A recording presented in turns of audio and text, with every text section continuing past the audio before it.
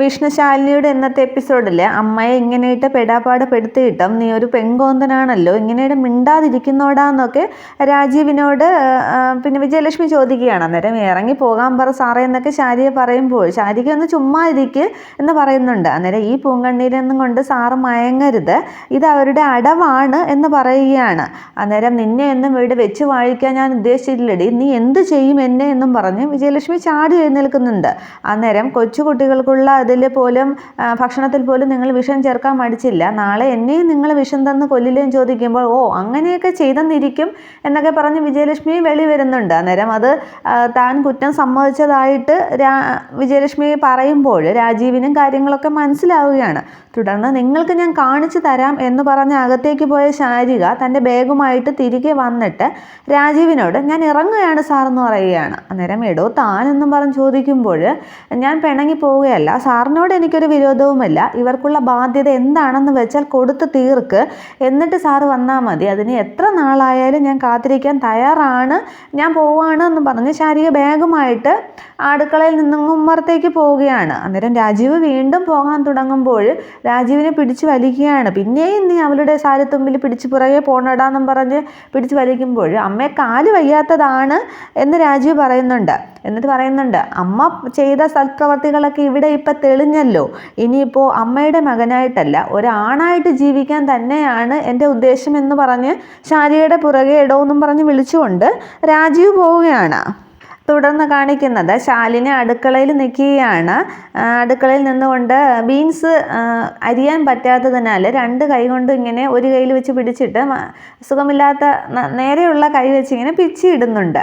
അന്നേരം പക്ഷേ അവിടെ നിന്ന് അതൊക്കെ ചെയ്യുന്നുണ്ടെങ്കിലും ശാലിനിയുടെ മനസ്സിൽ അർജുൻ്റെ വിവാഹം നടന്ന ആ സംഭവങ്ങളും വസുമതി പറഞ്ഞ കാര്യങ്ങളൊക്കെയാണ്. എന്നിട്ട് ശാലിനി സ്വയം പറയുന്നുണ്ട് എന്ത് വില കൊടുത്തും അർജുനേട്ടൻ്റെ വിവാഹം തടയണം എന്നൊക്കെ ഇങ്ങനെ ചിന്തിച്ചുകൊണ്ടിരിക്കുമ്പോഴാണ് വിഷ്ണു അടുക്കളയിലേക്ക് വരുന്നത്. താൻ ഇവിടെ എന്ത് ചെയ്യാമെന്ന് ചോദിച്ചുകൊണ്ടാണ് വിഷ്ണു വരുന്നത്. അടുക്കളയിൽ പിന്നെ എന്തോ ചെയ്യാനാ, പാചകം തന്നെയാണ് ചെയ്യുന്നത് എന്ന് പറഞ്ഞ് വീണ്ടും ആ ബീൻസ് ഇങ്ങനെ ഒടിച്ചൊടിച്ചിടുകയാണ് ശാലിനി. അന്നേരം താൻ ഈ വയ്യാത്ത കൈയും വെച്ചുകൊണ്ട് എങ്ങനെയാണ് ചെയ്യുന്നത്, നമുക്ക് ഇന്ന് ഹോട്ടലിൽ നിന്ന് ഭക്ഷണം വരുത്താമെന്ന് വിഷ്ണു പറയുന്നുണ്ട്. അന്നേരം അതെ, ഇത് പ്രീതിക്കും കൂടി കഴിക്കാനുള്ള ഭക്ഷണമാണ്, ആ കുഞ്ഞ് പൂർണ്ണ ആരോഗ്യത്തോടെ വേണം വളരാനാണ്, വിഷമൊന്നും പാടില്ല, നമുക്ക് ഇവിടെ തന്നെ ഉണ്ടാക്കാമെന്നും പറഞ്ഞ് വീണ്ടും ശാലിനി ജോലി ചെയ്യുകയാണ്.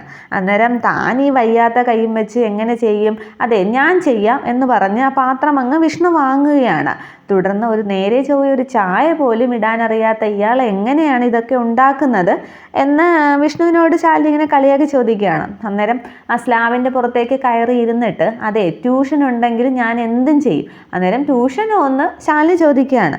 അതെ ഈ സ്പോക്കൺ ഇംഗ്ലീഷിൻ്റെ ക്ലാസ്സൊക്കെ ഉള്ളതുപോലെ കുക്കിങ്ങിൻ്റെ ട്യൂഷനില്ലേ, അതുണ്ടെങ്കിൽ ഞാനും എന്തും ചെയ്യുമെന്ന് വിഷ്ണു പറയുകയാണ്. അന്നേരം അതിപ്പോൾ എവിടെ കിട്ടാനാ എന്നും പറഞ്ഞ് ശാലിനി ഇങ്ങനെ ആലോചിച്ച് വെക്കുന്നുണ്ട്.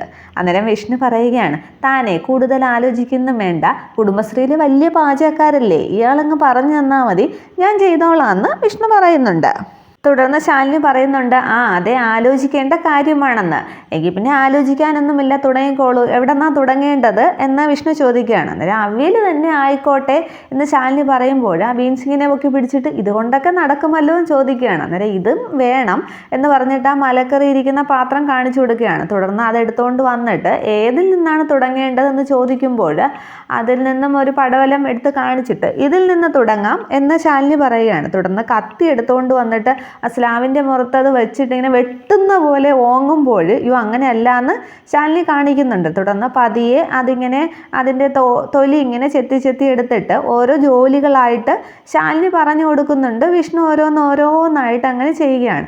തുടർന്ന് വിഷ്ണു അവിടെ ഇരുന്ന് തേങ്ങ ചിരകുന്നുണ്ട്. അങ്ങനെ തേങ്ങ ചിരകുമ്പോൾ വിഷ്ണുവിൻ്റെ ആ പാത്രത്തിൽ നിന്നും ശാലിനി തേങ്ങ എടുക്കുന്നുണ്ട്. അന്നേരം വിഷ്ണു ഇങ്ങനെ വാ തുറക്കുമ്പോൾ ശാലിനി വിഷ്ണുവിൻ്റെ വായ്ക്ക് അടുത്തേക്ക് കൊണ്ടുവന്നിട്ട് അങ്ങ് ശാലിനി തൻ്റെ വായിലേക്ക് അങ്ങ് ഇടുകയാണ്. അത് കാണുമ്പോൾ ഒരു പിണക്കം വിഷ്ണു നടിക്കുമ്പോൾ ശാലിനി അങ്ങ് ചിരിക്കുകയാണ്.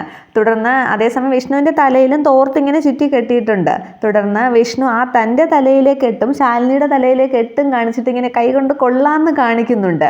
അത് കാണുമ്പോൾ ശാലിനി വിഷ്ണുവിന് ഒരു കുത്തു കൊടുക്കുകയാണ് കൈവച്ച്.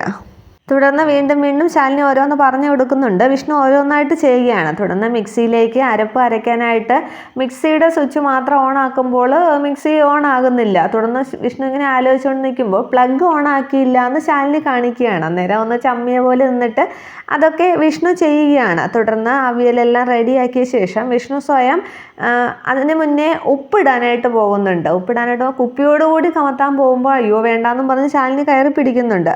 നുള്ളിടാനായിട്ട് പറയുമ്പോൾ അതിൽ നിന്നും കുറച്ചെടുത്തിടുന്നുണ്ട്.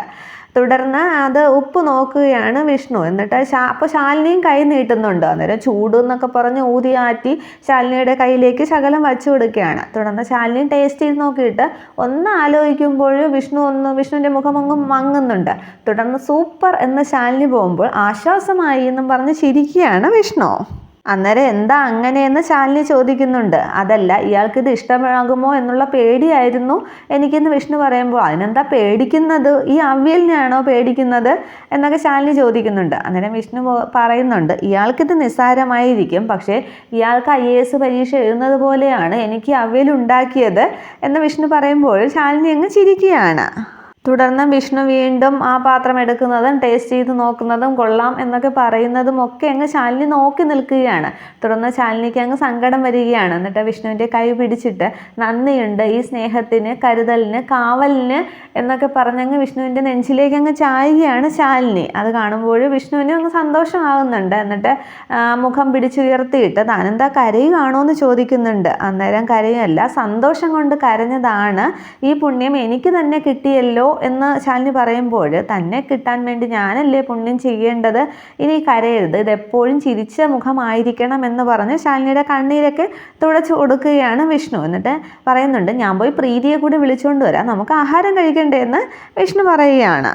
തുടർന്ന് വിഷ്ണു അടുക്കളയിൽ നിന്നും അങ്ങ് പോകുമ്പോൾ ശാലിനി ആലോചിക്കുന്നുണ്ട്. അന്ന് ഫ്രെഡിയെ കുത്തിയ ശേഷം ശാലിനി എൻ്റെ പെണ്ണാണ്, ഞാൻ പ്രേമിക്കുന്ന പെണ്ണാണ് എന്ന് വിഷ്ണു പറഞ്ഞതും പിന്നീട് ശാരികയുടെ നിശ്ചയം വന്ന് അലങ്കോലമാക്കിയതും തുടർന്ന് വിഷ്ണു ശാലിനിയുടെ കഴുത്തിൽ താലി കെട്ടിയതും ഒക്കെ ആലോചിച്ചിട്ട് ശാലിനിക്ക് പക്ഷെ ദേഷ്യം വരുന്നില്ല. ശാലിനി ചിരിക്കുകയാണ്. എന്നിട്ട് പറയുന്നുണ്ട് തെമ്മാടിയല്ല, എൻ്റെ ഹീറോയാണ് ഹീറോ എന്ന് പറഞ്ഞ് അടുക്കളയിൽ തന്നെ അങ്ങ് നിൽക്കുകയാണ് ശാലിനി.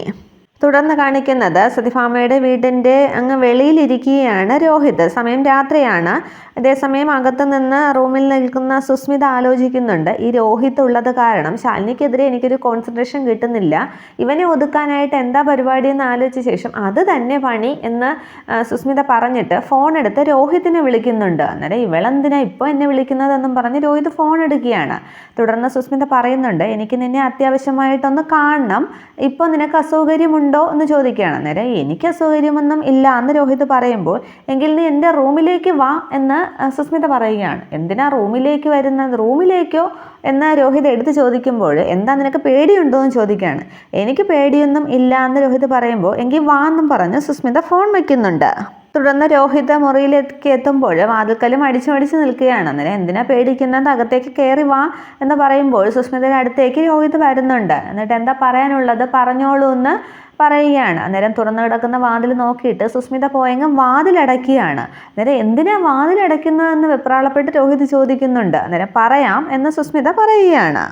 തുടർന്ന് രോഹിത്തിനോട് സുസ്മിത പറയുന്നുണ്ട് എനിക്ക് ഞാൻ മുമ്പേ പറഞ്ഞത് തന്നെയാണ് പറയാനുള്ളത്, നീ ഇപ്പോൾ തന്നെ ഈ വീട് വിട്ടു പോകണമെന്ന്. അന്നേരം മറുപടി ഞാൻ നേരത്തെ പറഞ്ഞതാണ്, അതെന്തായാലും നടപ്പില്ല എന്നും പറഞ്ഞ് രോഹിത് അങ്ങ് പോകാനൊരുങ്ങുമ്പോൾ വീണ്ടും പിടിച്ചു നിർത്തുകയാണ് സുസ്മിത. എന്നിട്ട് പറയുന്നുണ്ട് നിനക്കുണ്ടായ നഷ്ടങ്ങൾക്കെല്ലാം എൻ്റെ പിന്നാലെ നടന്നതിനും പ്രേമിച്ചതിനും എല്ലാത്തിനും സമയത്തിനും എല്ലാം നീ ഒരു വിലയിട്ടോ, അത് ഞാൻ തരാം എന്ന് പറയുകയാണ്. അന്നേരം എങ്കിൽ പിന്നെ നീ തന്നെ അതിന് വിലയിട്ടോ, എൻ്റെ അച്ഛൻ്റെ ജീവൻ എത്രയാണെന്ന് വെച്ചാൽ വില, അത് നീ എനിക്ക് തന്നാൽ മതി എന്ന് പറഞ്ഞ് വീണ്ടും രോഹിത് അങ്ങ് പോകാൻ തുടങ്ങുമ്പോൾ വീണ്ടും പിടിച്ചു നിർത്തുന്നുണ്ട് സുസ്മിത. അന്നേരം സുസ്മിത പറയുകയാണ് മരിച്ചു പോയവരെ പറ്റിയൊക്കെ സംസാരിച്ചിട്ട് എന്താ, ജീവിച്ചിരിക്കുന്നവരെ കുറിച്ച് സംസാരിക്കാനായിട്ട്. അന്നേരം അത് തന്നെയാണ് ഞാൻ പറഞ്ഞത്, ഇനി എനിക്കൊരു ജീവിതമുണ്ടെങ്കിൽ അത് നീ മൊത്തമായിരിക്കും, എനിക്ക് നീ മാത്രം മതി എന്ന് രോഹിത് അങ്ങ് തറപ്പിച്ച് പറയുകയാണ്. അന്നേരം ഞാൻ നേരത്തെ പറഞ്ഞില്ലേ സ്നേഹമൊന്നും പിടിച്ചു വാങ്ങാൻ പറ്റുന്നതല്ല, നീ നിൻ്റെ നാട്ടിലേക്ക് പോയി നല്ലൊരു പെൺകുട്ടിയെ കല്യാണം കഴിച്ച് ജീവിക്കുക എന്ന് സുസ്മിത വീണ്ടും പറയുകയാണ്. അന്നേരം രോഹിത് പറയുന്നുണ്ട് അന്ന് നിനക്ക് എന്നോട് പ്രേമമായിരുന്നല്ലോ, അന്ന് നീ നടിച്ചതാണോ, ഉടുപ്പും മാറാൻ പറ്റുന്നത് പോലെ മാറുന്നതല്ല സ്നേഹവും ജീവിതവും ഒക്കെ. നിന്റെ പണമോ സ്വത്തോ ഒന്നും എനിക്ക് വേണ്ട. ഒരു ദുർമന്ത്രവാദിനിയെ കല്യാണം കഴിക്കുന്നതിനേക്കാൾ കഷ്ടമാണ് നിന്റെ കഴുത്തിൽ താലി കെട്ടുന്നത് എന്നെനിക്കറിയാം. പിന്നെ എന്തിനാണ് ഞാൻ അതിന് മുതിരുന്നത് എന്ന് വെച്ചാൽ നിന്നെപ്പോലുള്ള എല്ലാ പെൺകുട്ടികൾക്കും അതൊരു പാഠമായിരിക്കണം.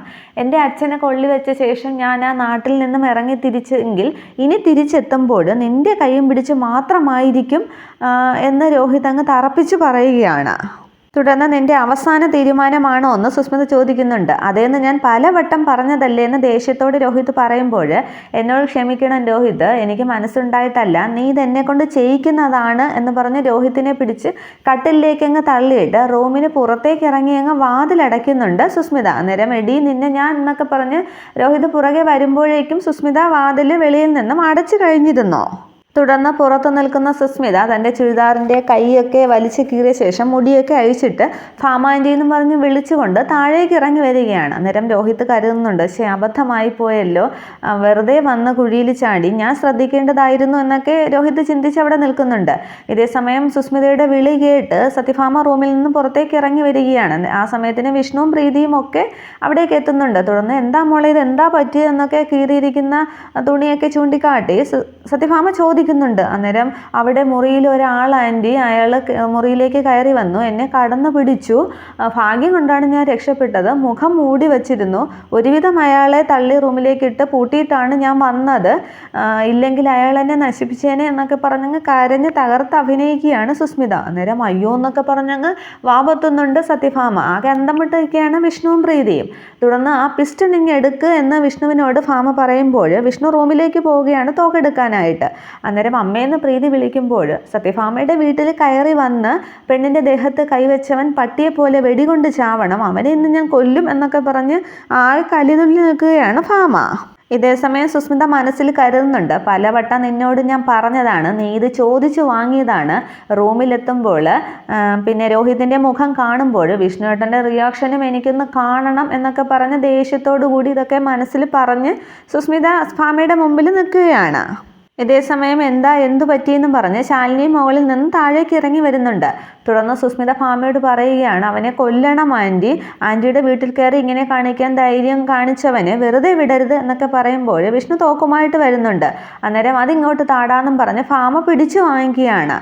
തുടർന്ന് അവന് ഞാൻ ഇന്ന് ശരിയാക്കും എന്നും പറഞ്ഞ് അമ്മ വന്നേന്നും പറഞ്ഞ് വിഷ്ണു അങ്ങ് മുന്നേ പോവുകയാണ്. പിറകെ പോകുന്നുണ്ട് സത്യഭാമയും പ്രീതിയും സുസ്മിതയും ശാലിനിയും ഒക്കെ. തുടർന്ന് അമ്മ വേഗം വാ എന്നും പറഞ്ഞ് വിഷ്ണു ആദ്യമേ പോയി വാതിലങ്ങ് തുറക്കുകയാണ്. പക്ഷേ തുറക്കുന്ന സീൻ വരെ കാണിക്കുന്നുള്ളൂ. എന്നിട്ട് വിഷ്ണു അകത്തേക്ക് നോക്കി ഇങ്ങനെ അന്തം വിട്ട് നിൽക്കുന്നതായിട്ടാണ് കാണിക്കുന്നത്. ഇനി ഒരു പക്ഷേ രോഹിത് അവിടെ ഉണ്ടോ എന്ന് അറിയില്ല. പക്ഷേ ഒരു പക്ഷേ ശാലിനി നേരത്തെ വന്ന് രോഹിത്തിനെ രക്ഷപ്പെടുത്തിയിട്ടുണ്ടാവാം. ഇതൊക്കെ നമുക്ക് അടുത്ത പുതിയ എപ്പിസോഡിൽ കാണാം. Okay, thank you.